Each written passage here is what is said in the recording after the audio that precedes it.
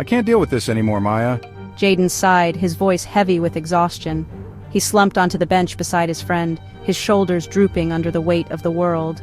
My parents are constantly on my case about grades, college applications are a nightmare, and I feel like I'm drowning in homework. Maya listened patiently, her brow furrowed with concern. She'd noticed Jayden's growing anxiety over the past few weeks. He seemed withdrawn, his usual playful energy replaced by a constant tension. "It sounds like you're really stressed, Jayden," she said softly, placing a comforting hand on his arm.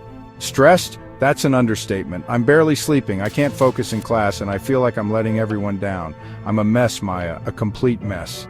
He let out a humorless laugh, the sound laced with despair. Maya's heart ached for her friend. She wanted to help, to take away his pain, but she felt a knot of unease forming in her stomach. She cared deeply for Jayden, but she wasn't sure she was equipped to handle the depth of his struggles. As Jayden continued to vent, Maya found herself struggling to keep up. She listened intently, offering words of encouragement and support, but her own anxieties began to surface. "I know it's tough. I'm here for you, Jayden, you know that, right?" But inside, Maya was waging her own internal battle. She cared deeply for Jayden, but his problems felt heavy, overwhelming. She had her own worries, schoolwork, family issues, the usual teenage anxieties, and she wasn't sure she had the emotional capacity to carry his burdens too. What if I say the wrong thing? What if I make things worse? I'm just his friend, not a therapist. I don't know how to fix this. The weight of responsibility pressed down on her, making it hard to breathe. Maya realized that while she could offer friendship and a listening ear, she wasn't equipped to provide the kind of help Jayden needed. It was a difficult truth to confront, but one that ultimately led her to a crucial realization.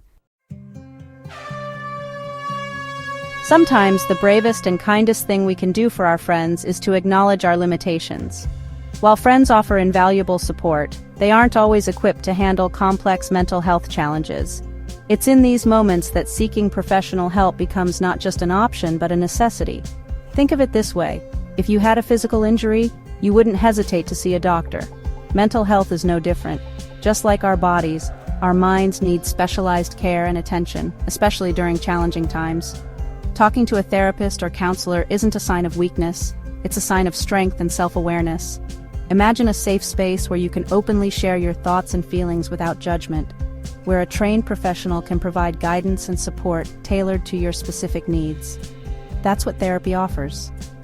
It's a journey of self-discovery and healing, a chance to develop coping mechanisms and build resilience.